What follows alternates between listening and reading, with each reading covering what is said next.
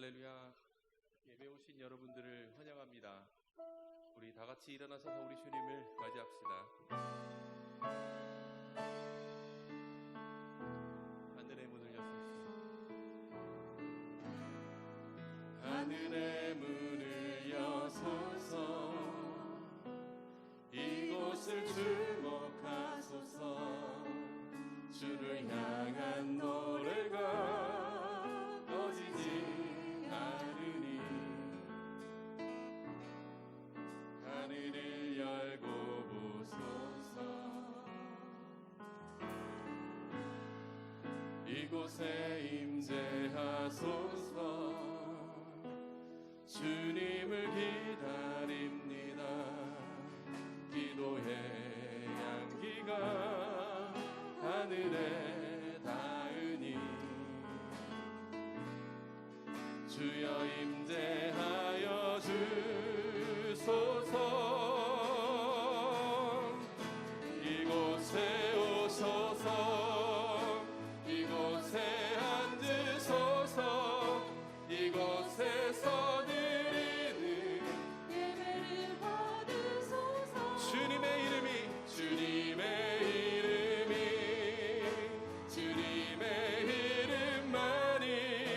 오직 주의 이름만 이곳에 오셔서 이곳에 오소서. 이곳에 앉으소서. 이곳에서 드릴 주님 예배를 받으소서. 받으소서. 주님의 이름이 주님의 이름만이 오직 주의 이름만 이곳에 있습니다. 주님을 찬양하오니 주님을 찬양하오니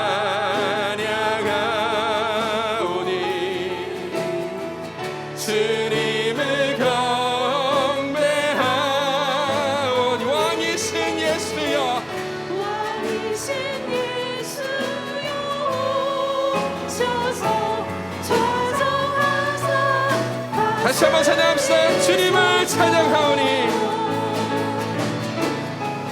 주님을 찬양하오니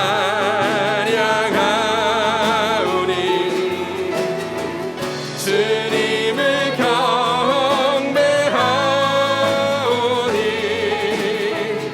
왕이신 예수 주여 오셔서 좌정하사 다스리소서.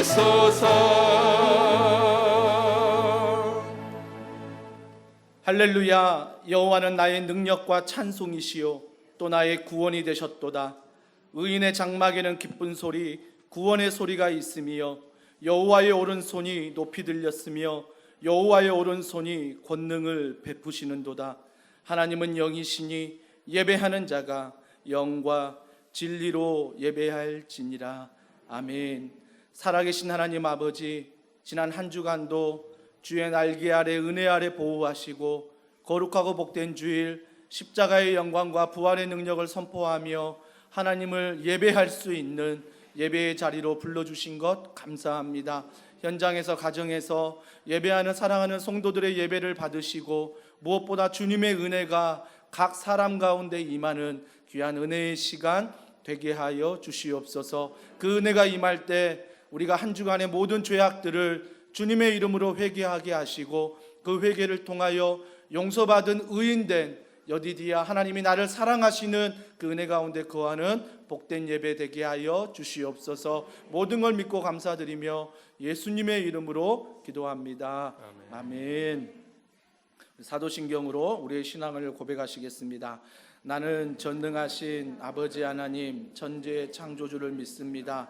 나는 그의 유일하신 아들 우리 주 예수 그리스도를 믿습니다.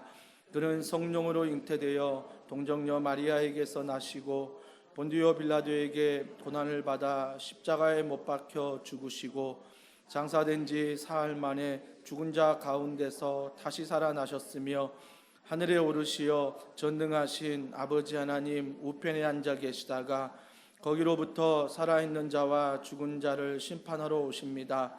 나는 성령을 믿으며 거룩한 공교회와 성도의 교제와 죄를 용서받는 것과 몸의 부활과 영생을 믿습니다. 아멘. 자리에 앉으셔서 하나님을 찬양하시겠습니다.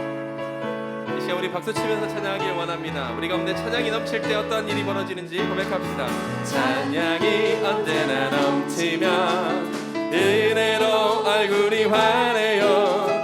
성령의 충만한 모습을 서로 다시 한번 찬양이 언제나 넘치면 찬양이 언제나 넘치면 은혜로 얼굴이 환해요. 성령의 충만한 모습을 서로가 느껴 할렐루야 할렐루야 할렐루야 할렐루야 손을 내치며 할렐루야 할렐루야 손을 들고 주님을 찬양해 감사가 언제나 넘치며 은혜로 얼굴이 환해요.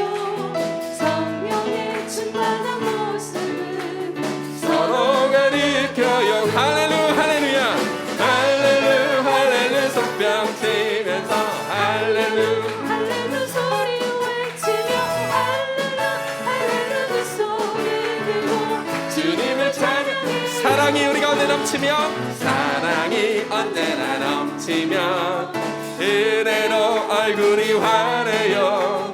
성령의 충만한 모습을 서로가 할렐루야 할렐루야 할렐루야 손뼉 치면서 할렐루야 할렐루야 소리 외치며 할렐루야 두 손을 들고 주님을 찬양해 기도가 우리 가운데 넘치면 기도가 언제나 넘치면 은혜로 얼굴이 환해요. 성령의 충만한 모습을 서로가 느껴요.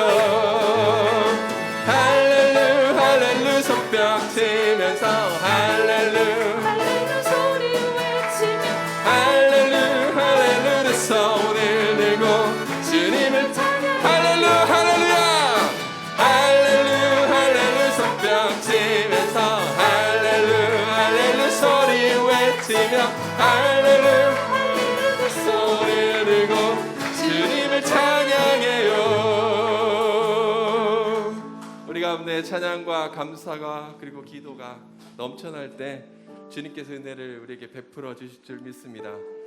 오직 주님을 향하여서 우리 눈을 열며 우리 마음을 열기를 간절히 소망합니다. 우리가 가졌다고 생각하는 것들 주님 앞에 내려놓기 시작할 때 그때가 주님의 은혜의 시작임을 믿습니다. 이 시간 찬양합시다. 내가 주인 삼은 모든 것 내려놓고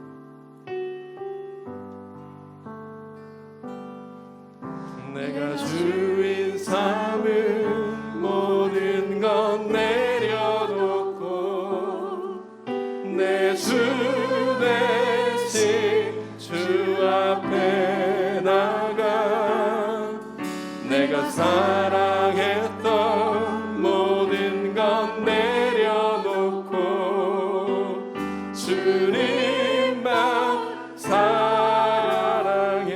다시 한번 내가 주인 삼은 내가 주인 삼은 모든 것 내려놓고 내 주 대신 주 앞에 나가 내가 사랑했던 모든 것 내려놓고 주님만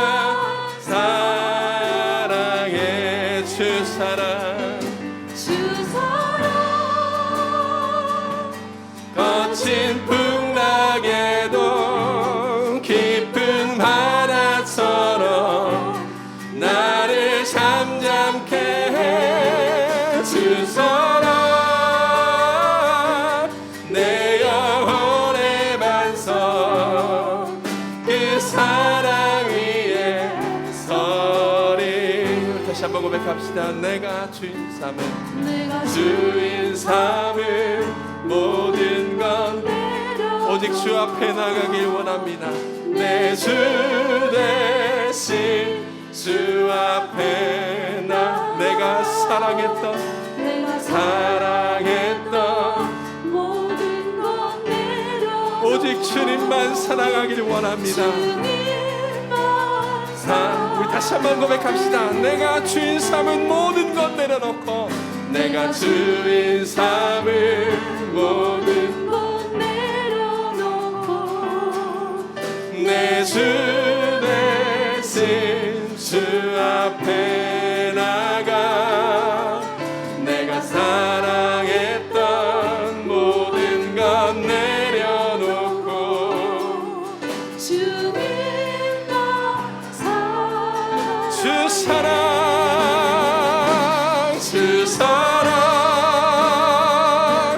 거친 풍랑에도 깊은 바다처럼 나를 잠잠케 해 주 사랑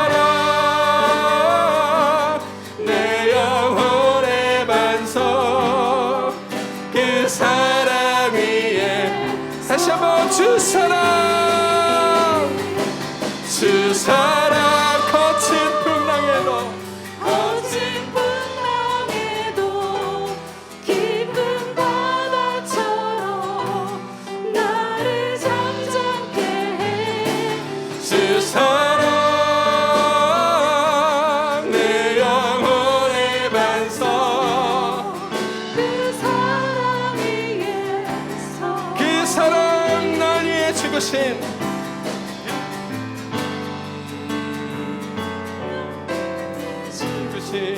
날 위해 다시 사신 예수 그리스도 다시 오신 그 사랑 죽음도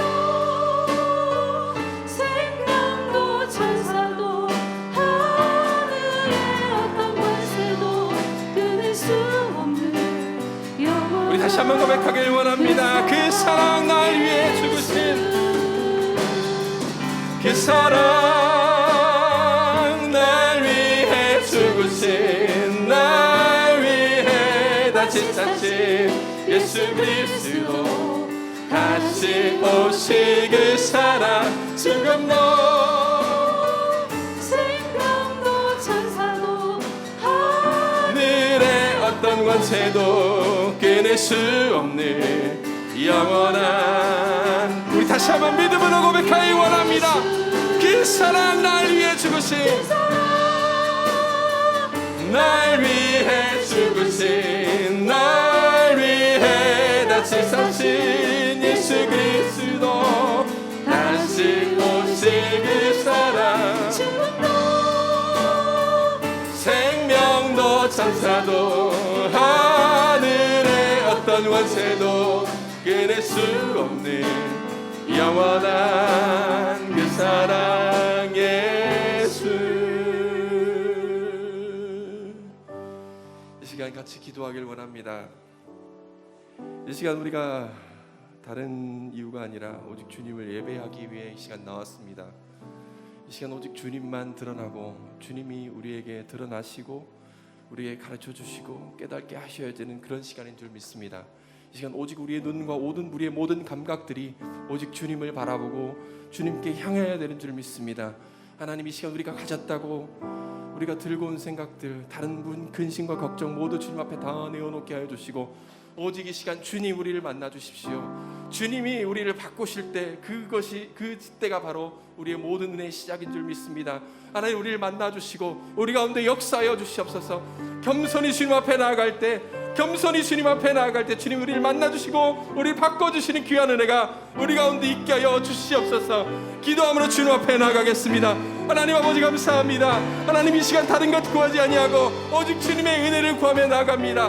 우리가 가졌다고 생각하는 것들, 우리가 안다고 생각하는 것들, 우리가 이미 누렸다고 생각하는 것 모두 주님 앞에 내어놓게 하여 주시고 하나님, 오직 주님의 그 새로운 은혜를 우리 시간 구하오니 하나님 가운데 그 새로운 은혜를 우리에게 부어주시옵소서. 주님을 만나고 돌아가는 그런 시간 될 수 있도록 하나님 역사하여 주시옵소서. 하나님, 주님을 기대하고 소망합니다.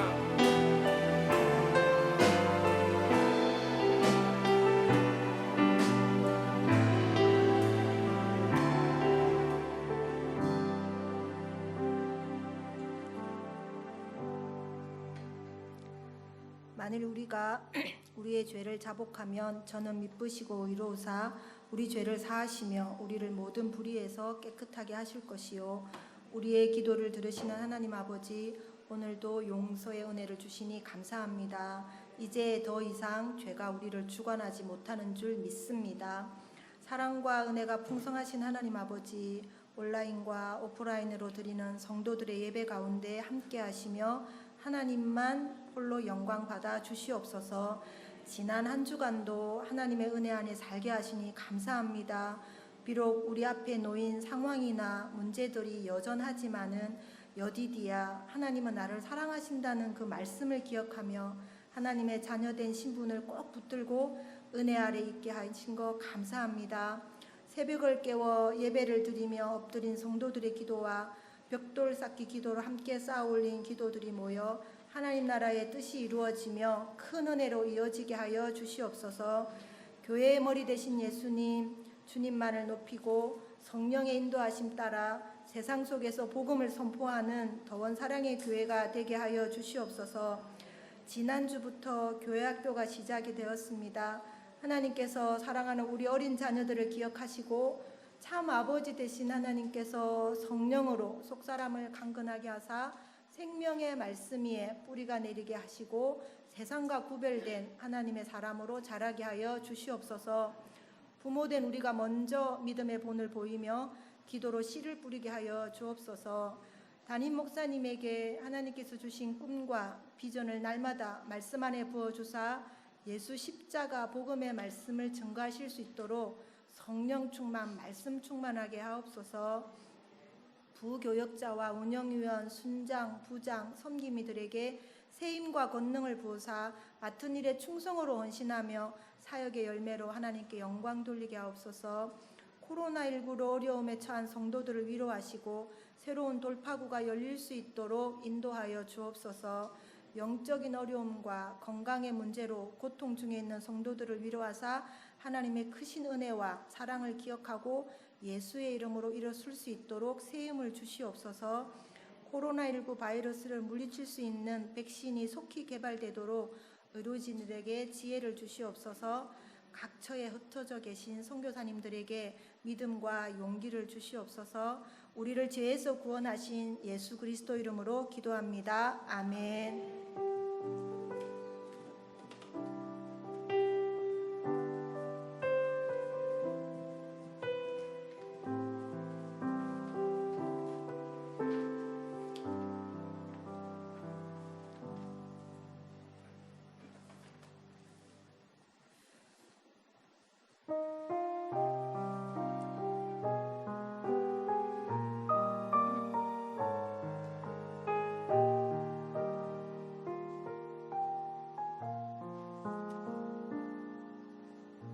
심을 때가 있고 거둘 때가 있으며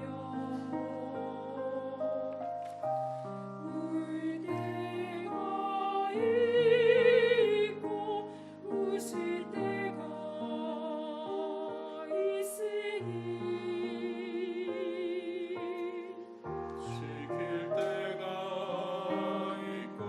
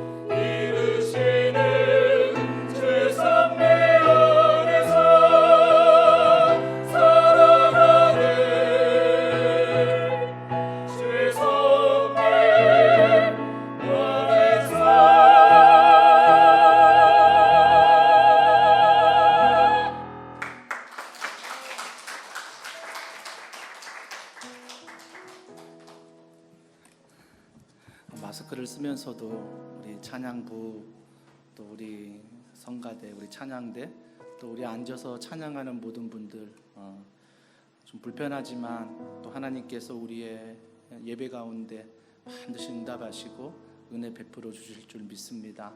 우리 이 시간 눈빛으로 서로 좀 목례로 인사하길 원합니다. 잘 오셨습니다. 반갑습니다. 우리 앞뒤로 한 번 더 옆에 있는 분과 우리 인사하겠습니다. 반갑습니다. 드디어 다음 세대 미취학부가 오늘 처음 예배를 드립니다. 두려운 마음도 있지만 우리가 출대 수칙을 또 잘 지켜서 우리 다음 세대 미취학부, 우리 다음 주에는 우리 유초등부, 우리 아이들이 잘 예배할 수 있도록 우리 교사들과 또 우리 교육자분들이 최선을 다하고 있습니다. 여러분들이 믿고 맡겨주시고, 또 혹시나 아이들의 컨디션이나 또 내 컨디션이 안 좋은 분들은 언제든지 온라인으로 같이 가정에서 또 이 시간에 드리는 것처럼 예배를 드리시면 좋겠습니다. 소리를 조금만 잡아주면 좋겠어요. 오늘 예배 가운데 처음 교회를 방문하신 분들을 주님의 이름으로 환영하고요. 또 예배 후에 교회를 등록하기를 원하시는 분들은 우리 환영합니다 팻말을 드신 분을 찾아오시면 필요한 도움과 안내를 드리도록 하겠습니다. 온라인 예배가 계속되고 있습니다. 유튜브나 또 카카오톡 채널을 통해서 문자로 여러분 공지가 가니까 유튜브에 꼭 구독 설정해 주시고 또 카카오 채널에 잘 가입하셔서 여러분들이 교회의 질서에 따라 예배를 드려주시면 감사하겠습니다. 다음 세대 예배가 이제 태권도장에서도 청소년부가 계속되고 있습니다. 지난주에 미리 청소하고 또 예배하는 모든 분들, 또 선생님들께 감사를 드리고, 여러분들이 우리 자녀들 잘 예배 가운데 성장할 수 있도록 여러분들이 격려해 주시고 또 교사들을 위해서 기도해 주시면 감사하겠습니다. 계속 유튜브로 저희가 주일학교 예배는 업데이트가 되고 있습니다. 그래서 온라인으로 가정에서 예배하는 분들도 청소년부를 제외한 미취학부와 유초등부는 영상을 또 제공하니 우리 아이들이 가정에서 예배드리게 하시고요. 또 무엇보다 중요한 것은 주일학교 예배가 시작되면서 그 예배를 부모님들이 나도 드렸다라고 생각하시면 안 됩니다. 주일학교 예배는 주일학교를 위한 예배고요. 장년은 장년을 위한 예배입니다. 그래서 여러분들이 불편하시더라도 그걸 꼭 기억하셔서 장년 예배도 함께 드려주시고, 또 온라인으로도 반드시 가정에서 예배할 때 장년 예배를 드리시기를 바랍니다. 또 은혜 있기 내 손을 잡아 8주 무너진 성벽을 재건하라. 지난주 한 주 동안 특세 은혜 가운데 잘 마쳤고요. 또 함께 참여하시고 온라인 오프라인 또 함께 하신 모든 성도님들, 또 모든 참여하신 분들께 진심으로 감사를 드립니다. 우리가 여기서 끝나지 않고 우리가 나가시다 보면 게시판에 여러분 요일과 시간을 작정할 수 있는 란이 있어요. 그래서 여러분들이 하루 정도는 1시간 내가 시간을 내서 꼭 교회 와서 본당에 3명, 다음 세대 4명, 우리 7명만 받으려고 하니까 여러분들이 꼭 신청하셔서 교회를 위한, 나라를 위한 기도에 여러분들이 함께 해주시면 감사하겠습니다. 또한 수요 예배 오전, 오후 온라인과 오프라인 계속됩니다. 또 매일 저녁 9시 합심기도의 유튜브 꼭 잊지 마시고 여러분들이 함께 해주시고, 또 구약방, 신약방 말씀 통독에도 여러분들이 꼭 가입하셔서 함께 하시면 좋겠고요. 무엇보다 3분 영상을 화요일날 오전에 보내드립니다. 가정들에서 잘 보시고, 또 보신 다음에 순원들과 함께 또 은혜를 단톡방에서 나누시고, 그래서 우리의 거리는 멀리 있지만 영적으로 늘 교제하면서 가까이 있을 수 있도록 여러분들이 함께 해주시면 감사하겠습니다. 또 우리 굿윌 스토어 교회 창립 감사 주년을 맞이해서 저희가 비대면으로 우리 장애인 공동체 일자리 창출과 또 그들을 섬기기 위한 우리가 작은 섬김을 하고 있습니다. 나가시다가 비닐 한 가정당 2개씩 받아가셔서 여러분들이 다음 주까지 주일날 교회 오실 때 함께 우리 전단지의 목록을 잘 보시고 함께 교회로 갖다 주시면 그들의 일자리 창출과 또한 그들에게 큰 힘이 되고 위로가 됩니다. 우리 이 일에 모든 성도들이 함께 해주시면 감사하겠습니다. 또한 코로나19 방역 대응이 나왔는데 감사한 것은 공적 예배를 더 우리가 강화해서 드리면 됩니다. 공적 예배라고 하는 것은 주일 예배, 수요 예배, 새벽 예배, 금요 예배입니다. 이 부분 철저히 지키면서 우리가 방역도 지키면서 함께 예배할 수 있도록 여러분들이 공적 예배에 좀 더 마음을 모아주시고 주일학교 예배도 여기에 포함되니 여러분 걱정 마시고 보내주시면 감사하겠고요. 모든 이 공적 예배 모임들은 비대면으로 진행합니다. 여러분들이 이 질서를 잘 지키셔서 한국교회가 좋은 모범이 되었으면 좋겠습니다. 또 주보 3면 우리 간증 또 새가족 이번에 수료식이 있는데 간증 잘 읽어보시고요. 또 주보 4면에 보시면 다음 세대를 위한 예배에 후원하는 것들 기도로 동역해 주시고 무엇보다 포괄적 차별금지법 반대 청원에 저희 교회가 함께 하고자 합니다. 특별히 소외된 자, 연약한 자 그들에게 평등을 주장하는 건 맞습니다. 하지만 그 법에 잘 보면 성소수자, 성에 대해서 나오는데 남성과 여성이 아닌 양성을 인정하는 법이 나와요. 그들을 차별하면 안 된다. 이 법이 들어가 있습니다. 우리는 소외된 자, 연약한 자를 얼마든지 주님의 사랑으로 보호해야 합니다. 또한 동성애자까지도 그리스도의 사랑으로 우리가 긍휼로 대해야 됩니다. 하지만 이 법이 양성애자 법이 통과가 되면 이제는 남성이 여성으로서 여성이 남성으로서 태어나도 자기가 성을 선택할 수 있습니다. 나는 남자지만 여성이 많아, 나는 감정이 여성이야 해서 그렇게 해도 제재할 법이 없어요. 그렇기 때문에 이 반대 운동에 저희 교회가 동참하고자 합니다. 오히려 그것들이 죄다, 잘못된다라고 말하는 게 역차별이 될 수 있는 그런 상황입니다. 그래서 여러분들이 교회 홈페이지 잘 보시고 주소 나와 있으니까 좀 불편할 거예요. 저도 가입하고 또 인증받아야 되고 한 3, 4분 걸리는데 조금은 불편해도 여러분들이 다 등록하셔서 이러한 서명운동에 함께해 주시고 동참해 주시면 감사하겠습니다. 추후 난 이게 좀 궁금하다 하신 분들은 우리 교육자분들에게 말씀해 주시면 저희가 전단지가 있으니까 그 전단지 한 장 여러분 온라인으로 여러분에게 보내드리도록 하겠습니다. 또 주보 3면 하단에 보시면 우리 다음 세대 성경학교 및 수련회가 비대면으로 준비하고 있습니다. 어제 교사들이 모여서 청소하고 또 교사들이 모여서 세미나를 가지면서 이번 여름 성경학교를 비대면으로 가정에서 어떻게 할까 교회에서 패키지를 보내드려서 가정에서 할 수 있도록 부모들도 교육할 수 있도록 준비하고 있습니다. 여름 성경학교가 없는 게 아닙니다. 수련회 없는 게 아니고요. 국내 선교, 해외 선교 없는 게 아닙니다. 코로나19에 맞춰서 다른 방법과 다른 형식으로 우리 교회가 계속 할 것입니다. 이 일에 여러분들이 관심을 가져주시고 교회 교육자들과 우리 리더십들의 거기에 질서에 맞춰서 여러분들이 함께해 주시면 감사하겠습니다. 오늘 우리에게 새가족 수료식이 있습니다. 우리 수료식이 있는데 먼저 29기 새가족 수료식 이번 2부 예배 때 총 5분이 수료하게 됐습니다. 올라오시고요.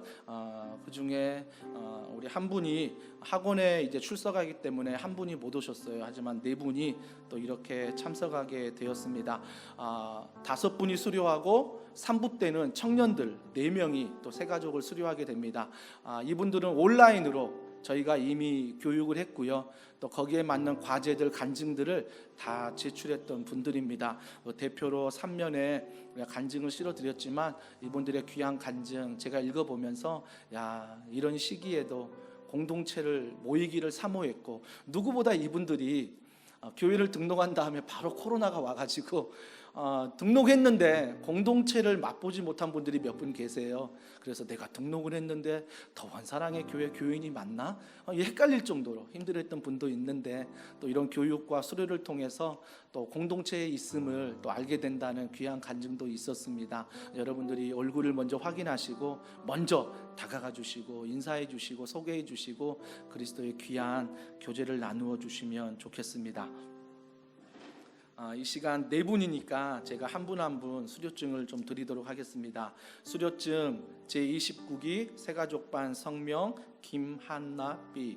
위의 사람은 2020년 상반기 새가족 신앙 강좌의 모든 과정을 성실하게 수료하였습니다. 이에 수료 증서를 드립니다. 하나님의 말씀에 깊이 뿌리 내리는 예수님의 제자 되시길 기도합니다. 2020년 7월 12일 더원 사랑의 교회 담임 목사 김현철.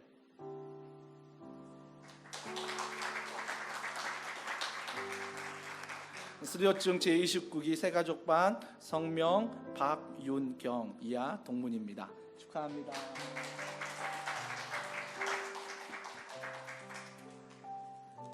앞으로 오시면 좋겠어요. 제가 보폭이 짧아가지고.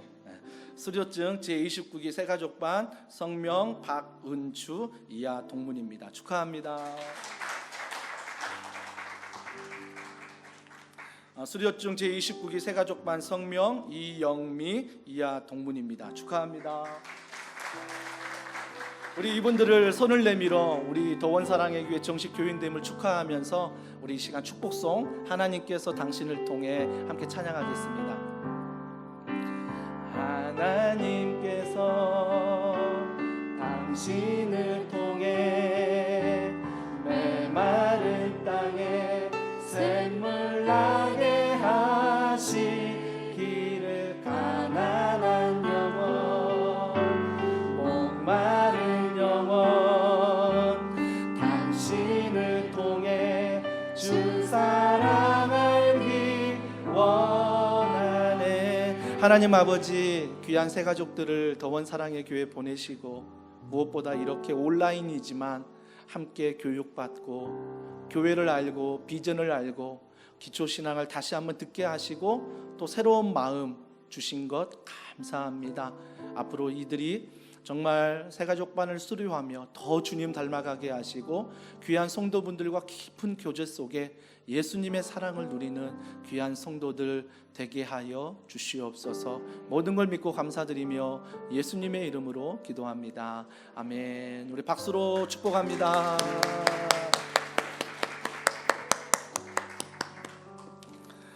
한 분 한 분 간증을 들으면 참 좋겠지만 또 주일날 또 이렇게 하다 보니까 간증을 듣지 못합니다. 양해해 주시고요. 하나님의 말씀 사도행전 9장 31절부터 43절 말씀을 한 절씩 교독하겠습니다. 신약성경 사도행전 9장 31절부터 43절 우리 한 절씩 교독하도록 하겠습니다. 신약 202면에 나와 있습니다. 제가 먼저 읽겠습니다. 그리하여 온 유대와 갈릴리와 사마리아 교회가 평안하여 든든히 서가고 주를 경외함과 성령의 위로로 진행하여 수가 더 많아지니라. 그때 베드로가 사방으로 두루 다니다가 룻다에 사는 성도들에게도 내려갔더니 거기서 애니아라는 사람을 만나매 그는 중풍병으로 침상 위에 누운 지 8해라. 베드로가 이르되 애니아야 예수 그리스도께서 너를 낫게 하시니 일어나 내 자리를 정돈하라 한데 곧 일어나니 룻다와 사론에 사는 사람들이 다 그를 보고 주께로 돌아오니라. 욥바에 다비다라 하는 여제자가 있으니 그 이름을 번역하면 도드가라. 선행과 구제하는 일이 심히 많더니 그때에 병들어 죽음의 시체를 씻어 다락에 누이니라.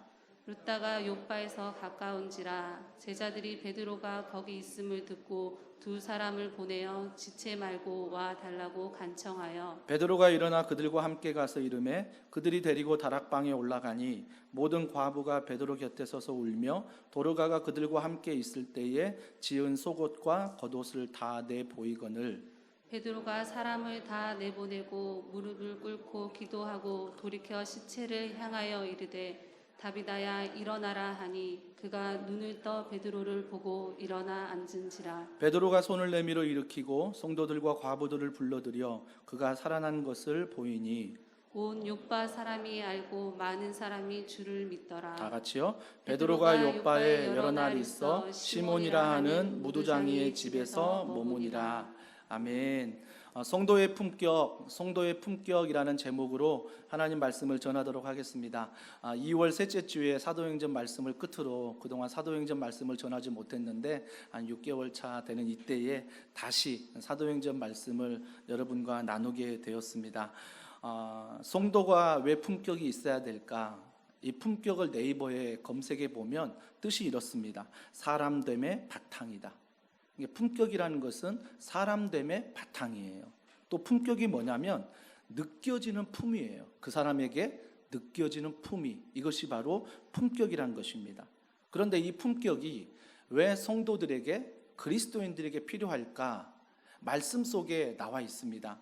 오늘 여러분 시트지에 보시면 같이 한번 읽어볼게요. 고린도후서 2장 15절 같이 읽습니다. 우리는 구원받는 자들에게나 망하는 자들에게나 하나님 앞에서 그리스도의 향기니. 우리가 누구라고요? 그리스도의 향기다. 향수만 뿌리고 와도요, 옆에 사람들이 향기를 맡습니다. 우리가 정말 성도라면, 그리스도인이라면 그에 맞는 향기가 있어야 된다. 이것이 바로 품격입니다. 또 한 가지, 고린도후서 3장 3절입니다. 다 같이 읽습니다. 너희는 우리로 말미암아 나타난 그리스도의 편지니. 그리스도인들이 뭐라고요? 편지다. 편지. 그 편지가 뭐냐면 그리스도가 우리에게 전하는 편지를 우리가 소통하는 거예요. 그렇기 때문에 우리가 편지의 역할, 즉 성품의 역할을 잘 감당해서 우리의 놀라운 품격이 많은 사람들에게 편지가 돼서 그리스도를 전할 수 있어야 된다. 이것이 바로 그리스도의 성도의 품격이다라고 말합니다. 그런데 이 품격을 왜 가져야 되는지 이야기하는 게 베드로전서 2장 9절이에요. 같이 읽습니다. 이는 너희를 어두운 데서 불러내어 그의 기이한 빛에 들어가게 하신 이의 아름다운 덕을 선포하게 하려 하심이라. 왜 이런 품격을 갖게 하셨다고요? 왜 우리가 향기입니까? 왜 우리가 편지입니까? 그것은 바로 그리스도의 아름다운 덕을 선포하기 위해서. 이 덕이란 말이 선포거든요. 찬양이거든요. 그러니까 내가 그리스도의 품격을 가지고 이러한 편지와 향기로서 하나님을 선포하며 살아야 된다라는 말씀입니다. 그렇다면 그 말씀에 어떤 감격이 있는지 빌립보서 4장 8절에 품격으로 살 때 이런 은혜가 있습니다. 같이 읽습니다. 끝으로 형제들아, 무엇이든지 참되며 무엇이든지 경건하며 무엇이든지 오르며 무엇이든지 정결하며 무엇이든지 사랑받을 만하며 무엇이든지 칭찬받을 만하며 무슨 덕이 있든지 무슨 기림이 있든지 이것들을 생각하라. 지금 나오는 것들이 도덕적인 윤리적인 것도 다 포함되어 있습니다. 그러니까 우리는 순서를 잊으면 안 돼요. 복음 안에 우리가 도덕적이고 윤리적인 것입니다. 그러니까 도덕적이고 윤리적이어서 복음으로 사는 게 아니라 복음 안에 우리는 도덕적으로 윤리적으로 오늘 빌립보서 4장 8절의 말씀처럼 품격을 가지고, 복음의 품격을 가지고 성도들이, 그리스도인들이 살아야 한다라는 것입니다. 그렇다면 오늘 이 품격을 가지고 베드로가 등장을 해요. 여러분, 이 품격이 나타날 때 두 가지의 경우를 대표적으로 볼 수 있습니다. 내 품격이 언제 나타나냐면 첫 번째는 실패할 때예요. 고통받을 때예요. 그러니까 내가 실패하고 고통받을 때 내 안에 있는 품격이 드러나요. 또 하나는 성공이에요. 내가 성공할 때 내 안에 품격이 드러나요. 그러니까 고통이라는, 고난이라는, 성공이라는 평안 속에 뭐가 드러나냐면 내 속에 있던 품격들이 드러나기 시작합니다. 신앙도 마찬가지예요. 신앙의 고통을 받을 때 내 신앙의 품격이 드러나고요, 신앙이 성공할 때 내 품격이 드러난다라는 것입니다. 그런데 품격을 이야기하는데 정말 어울리지 않는 사람, 베드로가 나와요. 여러분, 베드로 잘 아시잖아요. 베드로 품격이 어떻습니까? 우리가 흔히 아는 것은 빨리 너무 급한 베드로예요. 또한 다혈질이에요. 실수도 많이 하죠. 주님 모른다 부인하잖아요. 그러니까 그런 정도로 굉장히 다혈질적인 실수가 많은 베드로가 하나님의 성품을 얘기하는데 그 본문에 등장하고 있다는 것입니다. 그렇다면 이 베드로를 통해 하나님이 우리에게 말씀하신 성도의 성품이 무엇일까를 살펴보고자 하는 것입니다. 여러분, 베드로가 우리가 앞전에 살펴봤듯이 한 번 말씀을 전하면 3,000명, 4,000명이 돌아왔어요. 여러분, 3,000명, 4,000명이 돌아와서 베드로가 있는 교회에 다 등록하진 않았겠지만 말씀을 들어 은혜 받은 교회에 대부분 등록하잖아요. 등록했을 거라고요. 그러면 3, 4천 명이 한 번 설교하다 돌아왔다고 생각해 보십시오. 얼마나 목회자가 바쁘겠어요. 신방해야 되고 양육해야 되고 기도해야 되고 그들을 위해서 수많은 사역으로 바쁠 거예요. 분주한 베드로라고요. 근데 베드로가 오늘 분주한 그곳에 있지 않고 루다라는 지역으로 가고 또 다른 다비다가 있는 그 지역으로 가는 것들을 우리가 보게 되는 것입니다. 왜 베드로가 분주한 그곳에 있지 않고 분주하지 않는 전혀 외딴 그 지역으로 갈까? 이걸 통해서 하나님께서 베드로의 품격을 드러내고요, 하나님의 품격을 드러내고 성도들의 품격에 대해서 말씀하고 있다는 것입니다. 첫 번째, 이 베드로를 통해 우리가 살펴봐야 될 것은 성도의 품격이 무엇이냐? 그것은 33절과 37절 나와 있는 이웃사랑이에요. 이웃사랑에 대해서 성도의 품격이 나온다라는 것입니다. 여러분 33절과 37절에 보면 두 여인이 나와요. 그 두 여인이 나오는데 두 여인이 회복되는 장면이 나옵니다. 하나의 여인은 중풍병자였고요, 하나의 여인은 죽은 자였어요. 그러니까 중풍병자를 낫게 하고 죽은 자를 살려내는 그런 놀라운 기적을 지금 베드로가 베풀고 있거든요. 근데 그 당시에 여인들은요, 사회적 지위가 낮았습니다. 근데 베드로가 그들을 찾아간다고요. 사회적 지위가 낮은 그들을 찾아가고, 또 중풍병자인 그 여인을 찾아갔다는 것은 유대인으로서는요, 율법을 어기는 거예요. 유대인들은 절대 중풍병자 가까이 하면 안 되거든요. 이게 율법이에요. 근데 유대인인 베드로는 율법을 무시하고 그가 그 여인을 찾아갑니다. 그 중풍병을 낫게 하는 모습을 보게 되는 거죠. 여러분, 이것이 바로 베드로의 품격이에요. 베드로가 3,4천 명이 등록하고 그들을 돌보느라 정신없는 자리에만 있는 것이 아니라, 정확하게 기록되어 있지 않지만 그가 그곳을 떠나 무언가 하나님의 인도하심을 받아 사회적 지위가 낮은 그 여인들을 찾아가요. 그리고 그 중풍병자 죽은 여인들을 찾아간다고요. 예루살렘에서 지금 그가 가는 루따나 요빠 그 거리가 한 40km, 60km 떨어진 곳이래요. 그게 점점 그가 복음이 왕성해지는 것들을 보게 되는 거죠. 오늘 본문에 보면 그 중풍병에 지금 걸려 있는 그 여인이 오늘 33절에 보니까 애니야라고 말하잖아요. 애니야. 그 여인의 이름이 애니야인데, 그 여인이 몇 년 동안 중풍병을 앓았냐면 8년이에요. 8년 동안 중풍병을 앓았다고요. 그리고 고침을 받습니다. 또 한 명의 여인은 다비다, 도르가라고 말하는 여인입니다. 근데 그 여인은 제자라고 말했어요. 아마 예수님을 아는 사람인 것 같아요. 근데 그 여인이 어떤 일을 했냐면 구제하는 사역을 했어요.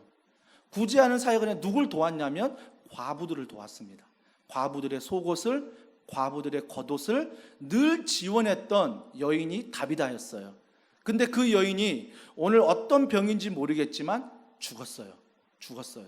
근데 그런 슬픔에 잠겨 있는 상황에서 베드로가 찾아가서 중풍병자를 낫게 하고 죽은 그 여인을 살렸다는 것입니다.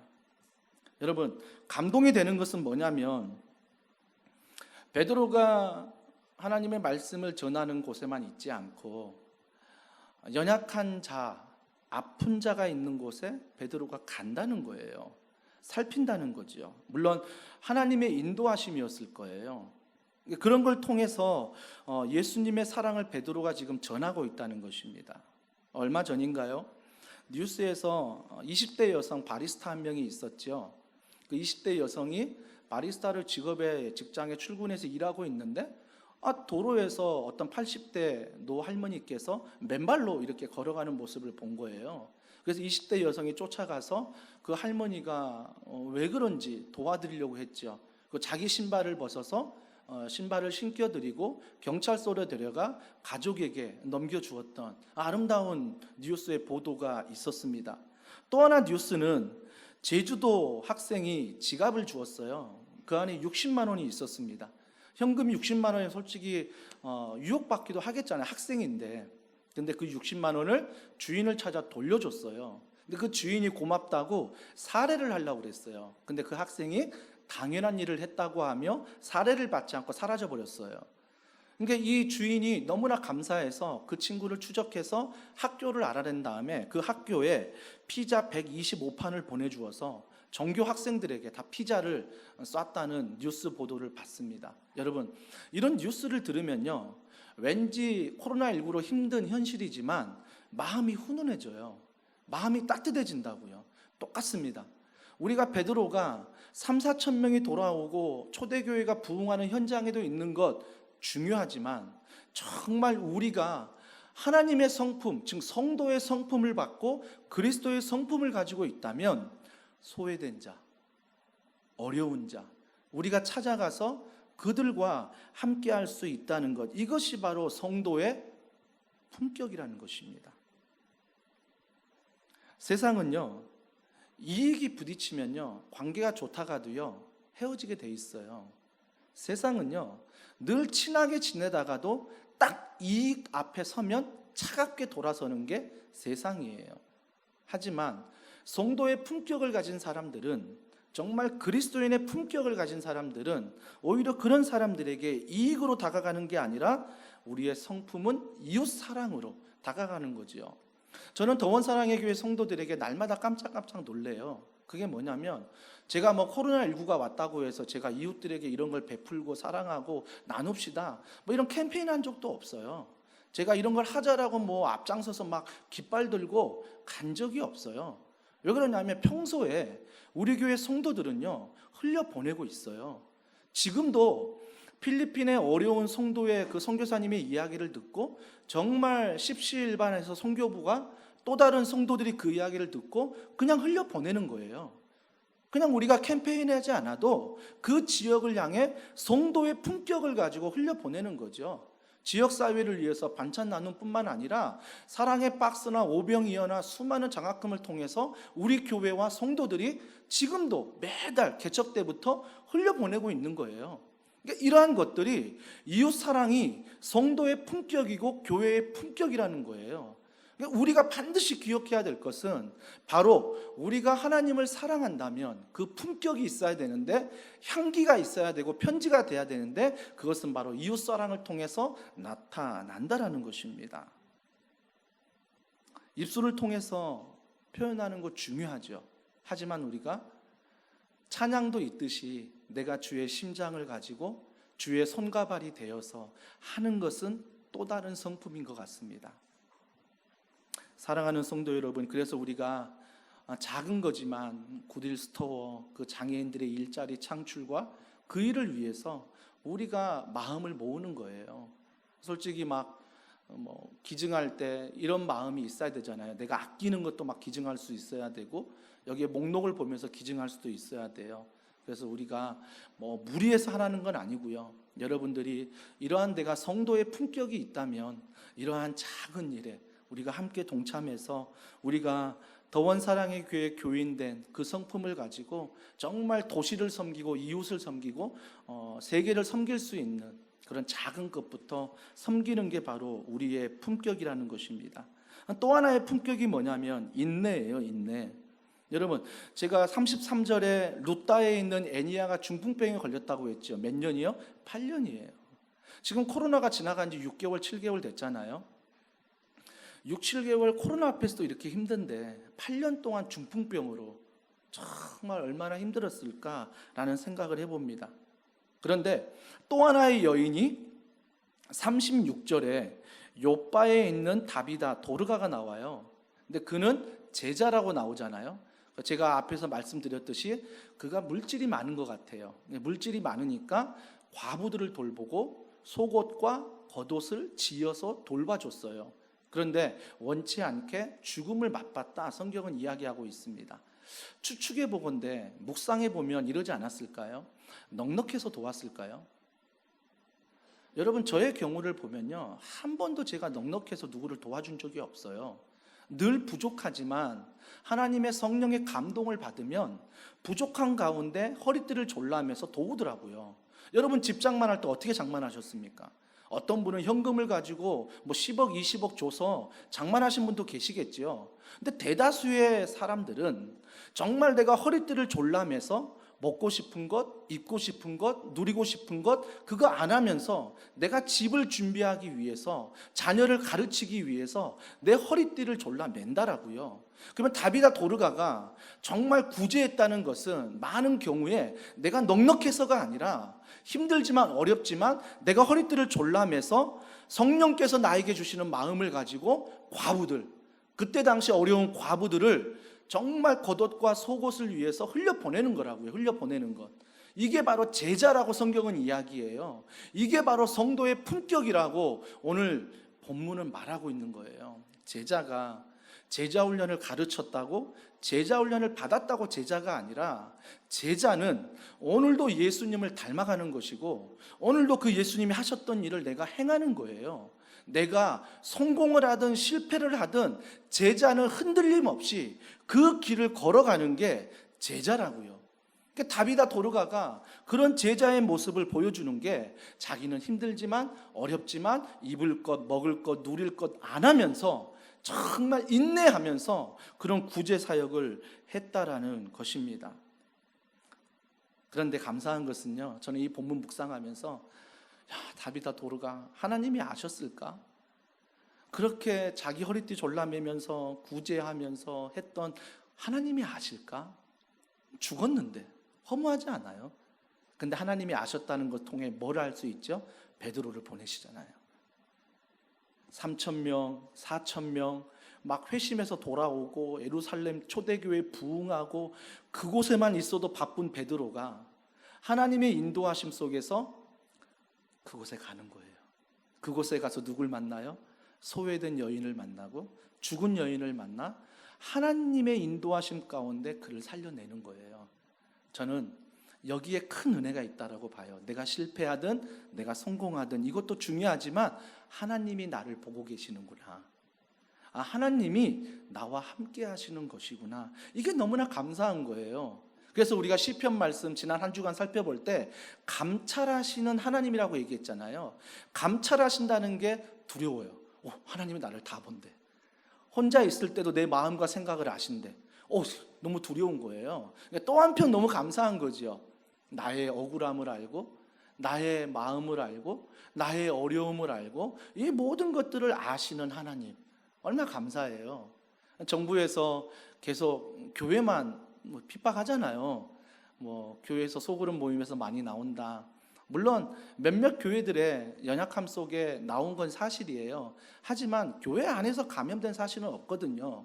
외부에서 감염이 돼서 교회에 오니까 거기에서 뭔가가 감염된 거지, 교회 안에 모임을 통해 그 안에서 발생한 적은 거의 없어요. 수원에서도 외부에서 발생해서 정말 그들이 그 가족이 방문을 안 했음에도 교회에서 2주 동안 자가격리를 했다고요. 근데 그걸 보도할 때는 소그룹 모임을 통해서 교회에서 문제가 생겼다라고 보도하는 정말 억울한 일들이 많죠. 하지만 저는 반대로 생각할 때 정부에서 정규 예배라고 얘기했잖아요. 우리는 공적 예배라고 얘기하잖아요.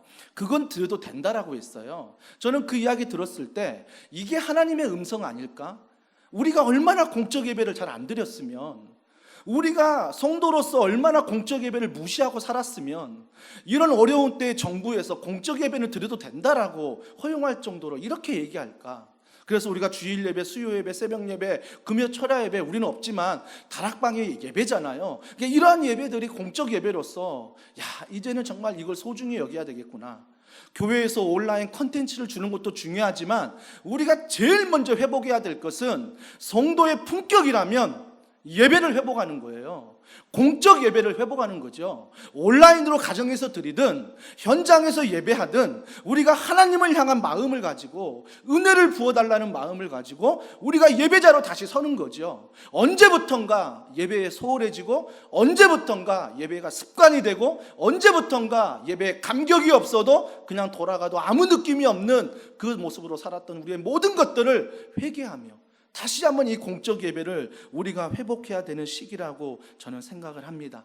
이 시기에 불편하죠. 지난 한 주간 동안 마스크 쓰고 찬양하고 기도했더니 코에 뭐가 난 것 같아요.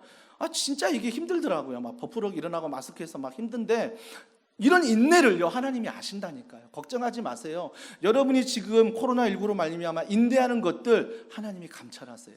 다 보고 계세요. 그래서 하나님이 누군가를 보내요 하나님의 때에 하나님의 방법으로 은혜를 주실 것입니다. 이것이 오늘 본문이 보여준 성도의 품격이 인내를 지키는 사람에게 주시는 축복이라는 것입니다.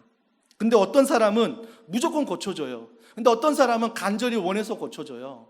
한 여인은 원하지 않았어요. 근데 베드로가 찾아가서 고쳐져요. 근데 그 한 여인은 죽었는데 과부들이 이 여인 좀 살려달라고, 제자를 보내어서 베드로 빨리 와라, 이 여인 좀 살려달라고 요청하고 있습니다. 여러분, 내 기도 안 들어준다라고 낭망하지 마세요. 하나님이 요청하든 요청하지 않든 하나님이 하나님의 방법으로 우리 기도 가운데 반드시 응답하시고 함께 하신다라는 것입니다. 근데 우리가 이상하게도 우리는 빨리빨리를 원해요. 그러니까 하나님의 때가 아니라 내 때가 원하는 거죠. 그러니까 하나님의 방법이 아닌 내 방법을 원하는 거죠. 그러니까 내 마음에 평안함이 없는 거예요. 하나님은 오늘도 이 방법으로 말씀하시는데 자꾸 내 방법으로 반응하니까 내 마음이 급해지고 조급해지고 마음의 평안함이 사라지는 거예요. 여러분 마음이 평안하려면, 고통이 사라지려면 딱 한 가지 방법뿐이 없어요. 그건 뭐냐면 여러분 중심에, 여러분 마음에 하나님을 왕으로 모시면 돼요.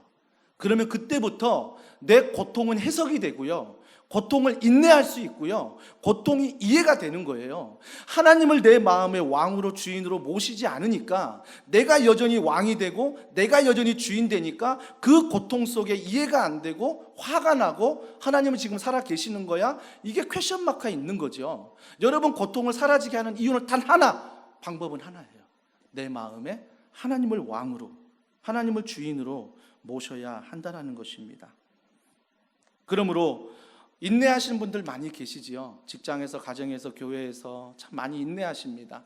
여러분 언제까지입니까? 정말 힘든 시기이지만 오늘 이 본문 8년을 중풍병으로, 그 다음에 제자로서 그가 선행을 베풀며 구제할 때 인내를 가지고 했던 것처럼 우리 교회도 모든 성도들이 이런 성도의 품격을 가지고 삶의 자리에서 인내하며 주님 바라보며 그분을 왕으로 모시며 살아가는 우리 모두가 되었으면 좋겠습니다. 마지막으로 성도의 품격이 뭐냐면 은사를 활용하는 거예요. 오늘 34절과 40절에 나오는데 베드로의 은사가 뭐죠? 말씀을 전해서 3,000명이 돌아온대요. 이건 말을 잘하는 은사를 가지고 있는 거예요.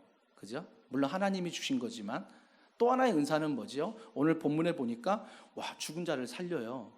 중풍병자를 고친다고요. 그러면 치유의 은사가 있는 거예요.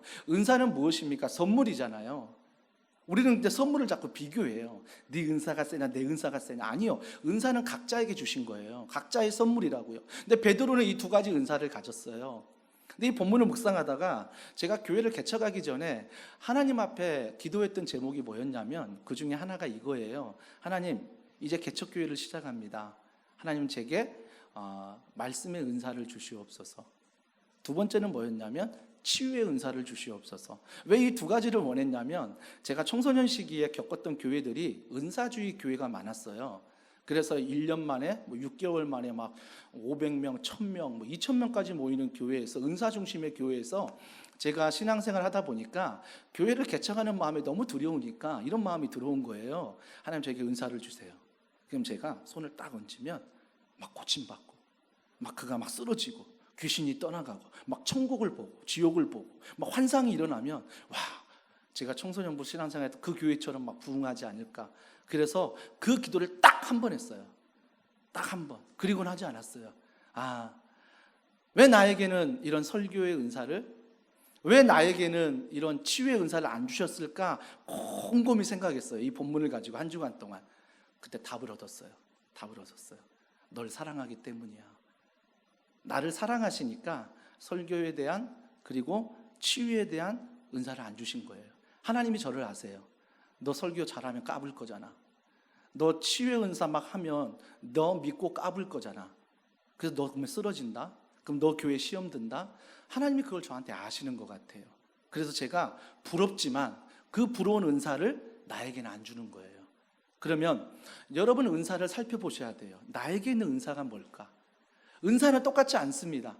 은사는 다 달라요. 다 달라요. 근데 여러분의 은사를 가지고 누구를 위해 사용하고 계십니까? 이게 성도의 품격이에요. 내 은사, 내가 원하는 대로 사용하는 것은 1단계예요. 근데 우리가 성도의 품격이라는 것은 내가 가지고 있는 은사를 우리가 남을 위해서 쓸 수 있는 것. 그래서 오늘 본문에 나왔던 구제와 선행이라면 어려운 사람들에게 여러분 흘려보내세요. 그래서 교회가, 목사가 너무 거기에 은사가 없으면 여러분들이 지금같이 했던 것처럼 자꾸 건의하세요. 그래서 목사님, 이런 어려운 이웃이 있는데, 이런 어려운 사역이 있고 선교지가 있는데 우리 교회가 도와야 되는 거 아닙니까? 선교팀장님에게 가서 말씀하시고요, 선교부장님에게 말씀하시고, 이웃사랑부에게 말씀하시고요, 교역자에게 언제든지 말씀하시고, 운영위원에게 말씀하고, 순장님에게 말씀하세요. 그러면 저희가 물론 다 도울 수는 없겠지만, 정말 우리 교회가 그리스도의 성품을 가진 교회라면, 성도의 성품, 이런 놀라운 품격을 가진 교회라면, 우리가 오늘 나온 이 여인처럼, 베드로처럼 우리가 감당할 수 있는 일들을 이웃을 위해서, 도시와 선교를 위해서 해야 한다는 거죠. 이게 은사 활용이에요. 그래서 오늘 이후부터 여러분이 가진 은사를 가지고 한번 활용해 보세요. 이 은사를 이웃들을 위해, 이 은사를 어려운 사람들을 위해 활용해 보시기를 바랍니다. 근데 중요한 것은, 제가 베드로 보고 깜짝 놀란 게 이거예요. 여러분, 중풍병을 고쳤다고요. 8년 동안 안 고친 병을 죽은 자를 살렸어요. 얼마나 고개 뻣뻣이 들고 주변 사람들이 와 대단하다 박수치고 막 환호할 거 아니겠어요? 근데 베드로가 어디에 가 있는지 아세요? 오늘 본문 마지막 43절에 보세요. 베드로가 요바에 여러 날 있어 시몬이라 하는 무두장이의 집에서 머무니라. 무두장이의 집에 있어요. 병든 자를 고친, 죽은 자를 살린 어마어마한 하나님의 능력을 보였던 베드로가 어디에 있냐면 무두장이의 집에 있다고요. 그 당시 무두장이가 뭐냐면, 짐승을 잡아 그의 가죽을 벗겨서 털을 뽑아가지고 그 가죽을 연하게 만들어서 파는 직업이에요. 시체를 가까이 하는 직업이라고요. 유대인이 시체를 가까이 하면 안 되거든요. 베드로가 가면 안 되거든요. 근데 베드로가 어디에 가 있다고요? 무두장이 그 집에 가 있대요. 여러분, 이걸 묵상하면 한 가지 떠오르는 게 뭐예요? 야, 베드로가 사람을 죽인 사람 고치고, 병자를 고치고, 말씀을 전해 3,000명 4,000명이 회개하고 엄청난 대형 교회에서 목회하는 목회자인데, 그가 지금 어디에 가 있는 거예요? 아무도 관심 갖지 않는 그곳에 가서 있는 거예요. 이건 뭐예요? 베드로가 했던 모든 사역은 하나님의 영광이지 내가 했다는 게 아니에요. 나의 영광을 취하는 게 아니라 하나님의 영광을 취하고 있다는 거죠. 그래서 그 자리에서 베드로는 사라집니다. 무두장이의 집에 있는 거예요. 사랑하는 성도 여러분, 이것이 바로 성도의 품격이에요. 내가 좀 은사 한번 가졌다고 그 은사 가지고 뽐내려고 하고, 그 은사 가지고 나타내려고 하고, 물론 그럴 수 있죠. 인정합니다. 칭찬할 수 있어요. 하지만 그 은사가 나를 높이고 나를 위해 사용하는데 사용하면 그걸로 끝이에요. 하지만 그 은사가 정말 성도의 품격을 가지고 내가 누군가에게, 어느 나라에, 어느 사역에 이 은사를 흘려보낸 다음에 정말 높임받을 때 내가 빠져, 이 모든 것은 하나님의 영광입니다를 우리가 나타낼 수 있다면, 선포할 수 있다면, 이것만큼 성도의 품격을 나타낼 수 있는 놀라운 은혜는 없다라는 것입니다. 저는 더원사랑의 교회 이번에 정부에서 이런 대응하는 모습을 보고 기도가 절로 나오더라고요. 하나님, 더원사랑의 교회가 서천동에 있으면서 앞으로 향후 몇 년이 될지 모르겠지만, 이런 일이 닥쳤을 때, 더원사랑교회가 문을 닫는다고 했을 때 우리가 청원하는 게 아니라, 우리가 반대하는 게 아니라, 이웃들이 그 교회는 철저히 수칙을 지키고, 그 교회는 성도의 품격을 가진 교회고, 그 교회는 그리스도의 품격을 가진 교회니까 그 교회는 문 닫으면 안 된다, 그 교회는 예배를 드려야 된다라고 세상 사람들이 인정할 수 있고 세상 사람들이 말할 수 있어야 된다는 것입니다. 물론 그것을 위해서 우리가 하는 건 아니에요. 하나님의 영광을 위해서 하다 보면 이런 은혜가 오겠죠. 우리가 집중하는 것은 세상 사람들에게 그런 인정을 받아야 된다, 이게 아니라 오늘도 성도의 품격을 가지고 이렇게 살아내야 한다라는 것입니다.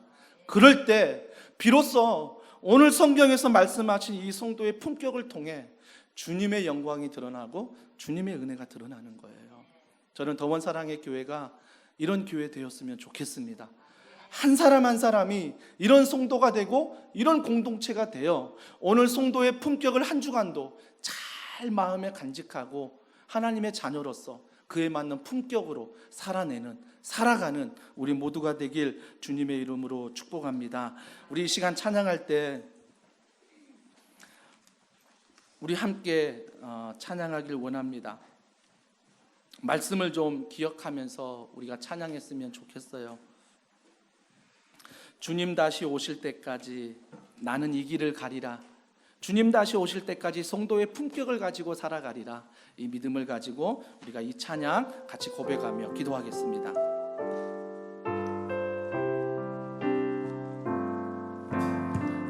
주님 다시 오실 때까지 나는 이 길을 가리라.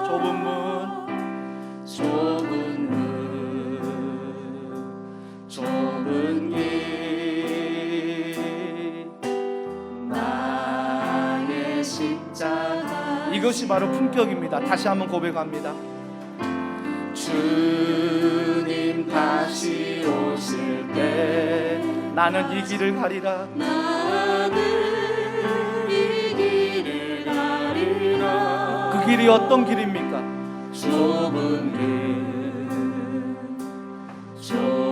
길 주의 십자가 지고 주의 십자가 지고 나의 가는 이 길 끝에서 나의 가는 이 길 끝 믿음으로 고백하세요. 나는 주님을 보리라. 나는 주님을 보리라. 그분이 어떤 분입니까?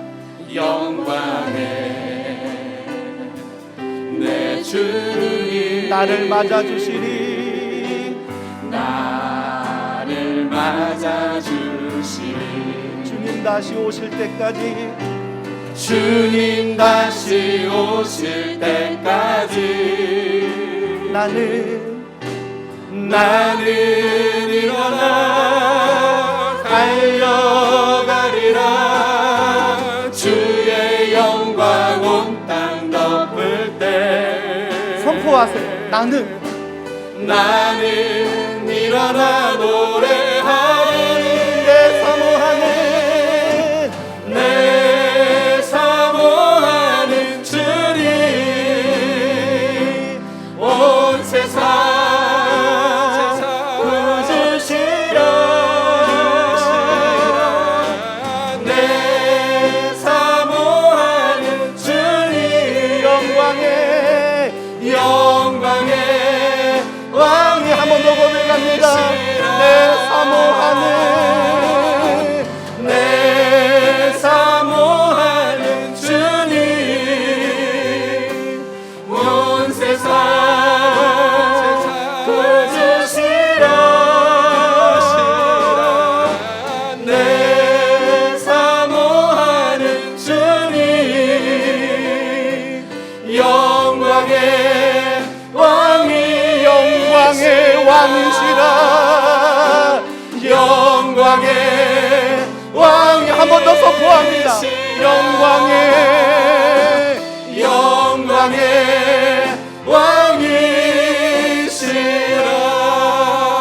왕이시라. 우리 그 주님 앞에 기도합니다. 주님은 영광의 주님이에요. 근데 내 자신이 그 영광의 주님을 왕으로 모시지 못하고 주인으로 모시지 못하기 때문에 여전히 성도의 품격이 없는 거예요. 우리 이 시간 내가 그렇게 살아야지가 아니라 그분을 내 마음의 중심에 모시고 말씀과 기도로 날마다 살아가면 어느덧 성도의 품격이 내 안에서 흘러나오는 거예요. 주님 이러한 은혜를 나에게 베풀어 주시옵소서. 한 주간도 성도의 품격으로 살게 하시되 이 영적 싸움에 내가 주님의 십자가 사랑과 부활의 능력으로 승리하게 하여 주시옵소서. 우리 교회가 구제하는 일에 선행을 베푸는 일에 이 도시와 선교를 책임질 수 있는 그런 성도 그런 교회 될 수 있도록 성령께서 더원 사랑의 교회를 축복하여 주시옵소서. 우리 이 시간에 한 목소리로 기도하겠습니다. 하나님 기도합니다. 하나님 사모합니다. 내 사모하는 주님 앞에 믿음으로 기도하며 걸어갑니다. 여전히 부족하고 여전히 연약하고 여전히 우리 가운데 나오는 모든 것들이 있지만 이 시간 주님 앞에 우리가 기도하며 걸어갑니다. 하나님 아버지 말씀하셔서 그 영광의 주님을 우리가 날마다 기억하게 하시고 정말 신앙의 품격, 성도의 품격, 그리스도의 품격이 우리를 통해 드러날 수 있도록 성령께서 인도하시고 함께하여 주시옵소서. 하나님 아버지, 우리가 먼저 하나님을 왕으로 모시지 못하고 성도의 품격도 모른 채 살아갔던 것들을 회개합니다. 너는 그리스도의 향기야, 너는 그리스도의 편지야. 우리가 다시 한번 이 성도의 품격을 기억하게 하셔서 이번 한 주간, 아니 내 평생 이 품격, 하나님을 왕으로 모시고 말씀과 기도 가운데 직장에서, 가정에서, 학교에서 어느 곳에 있든 그 품격을 드러내는 귀한 성도들 될 수 있도록, 그래서 구제와 선교와 또 모든 이웃사랑에 우리 교회가 할 수 있는 한 정말 마음을 모아 함께 가는 교회 될 수 있도록 성령께서 성도 한 사람 한 사람에게 우리 교회 위에 성도의 품격으로 은혜를 베풀어 주시옵소서. 이 시간 주님 앞에 귀한 예물 드립니다. 주님께서 이 예물 기뻐 받아 주시고 무엇보다 하나님의 영광을 위하여 이 예물이 사용될 수 있도록 주님이 함께하여 주시옵소서. 물질의 어려움 당한 성도들에게 만남의 축복을 주시고 물질의 축복을 주시고 또 병상에 누워있는 환우들을 찾아가 주셔서 그들이 고침받고 주님의 놀라운 은혜를 경험하는 성도들 되게 하여 주시옵소서. 다음 세대 예배 시작됐습니다. 한 사람 한 사람 지키시고 수고하는 교역자와 사랑하는 교사들을 충만하게 하시어 정말 그들의 섬김으로 우리 교회 다음 세대 아이들이 믿음의 자녀로 잘 자랄 수 있도록 주님이 축복하여 주시옵소서. 청소년과 청년들 진로를 붙잡아 주시고 배우자를 붙잡아 주시고 그들이 꿈꾸는 곳에 하나님의 품격이 드러나는 귀한 다음 세대 청년 되게 하여 주시옵소서. 모든 걸 믿고 감사드리며 예수님의 이름으로 기도합니다. 아멘. 찬양하시면서 우리 준비한 예물 하나님께 드리겠습니다. 나의 생명을 드리니 주 영광 위하여 사용하옵소서. 내가 사는 날 동안에 주를 찬양하며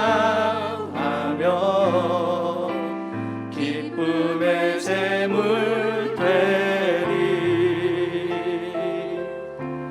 나를 받아주소서. 우리 자리에 일어나셔서 이번 한 주간도 신앙의 품격을 가지고 살아갈 우리들 찬양합니다. 일어나라. 교회여 일어나라. 주께서 부르시니 두려움과 실패 내려놓고 교회여 일어나라. 주님 말씀하십니다. 교회여 일어나라. 누가 보내십니까? 주께서 보내시니 우릴 부르신 삶의 자리에서 교회여 일어나라. 우린 세상의 빛, 우린 세상의 빛, 어둠을 밝히는 하나님의 편지, 주를 나타내는 주의 교회를 통해 우리 또 세상이 주를 보리라. 일어나라. 아버지 사랑으로, 아버지 능력으로 서로 하나 되어 그 빛을 비추라. 노래하라. 아버지 사랑을, 아버지의 크심을 이 삶의 노래로 주님을 나타내라. 일어나라. 사랑하는 형제자매 여러분, 하나님은 우리를 세상으로 보내십니다. 편한 마음으로 세상으로 돌아가십시오. 선한 일에 용기를 가지시고 악을 악으로 갚지 마십시오. 항상 연약한 자를 돌아보시고 병든 자를 위로하고 어려운 이웃을 격려하시기 바랍니다. 모든 사람에게 봉사하고 섬길 때 주님께 하듯 하십시오. 모든 일을 믿음과 사랑으로 행하시고 어떤 일에도 절대로 소망을 포기하지 마십시오. 왜냐하면 우리는 하나님의 사랑하는 아들, 딸이기 때문입니다. 거룩하신 성령님께 순종하셔서 기쁨과 감사의 생활을 하시기 바랍니다. 우리 하나님 아버지는 항상 여러분을 도와주실 것입니다. 지금은 우리 주 예수 그리스도의 은혜와 하나님의 탐없는 사랑과 성령님의 감화감동 교통 충만하심의 역사가 오늘도 연약하지만 부족하지만 성도의 품격을 가지고 살아가길 소원하는 사랑하는 성도들 머리 위에 그들의 가정과 직장과 학교와 이 교회와 이 나라 이 민족 위에 지금으로부터 영원 무궁토록 함께 하시기를 간절히 축원하옵나이다. 아멘.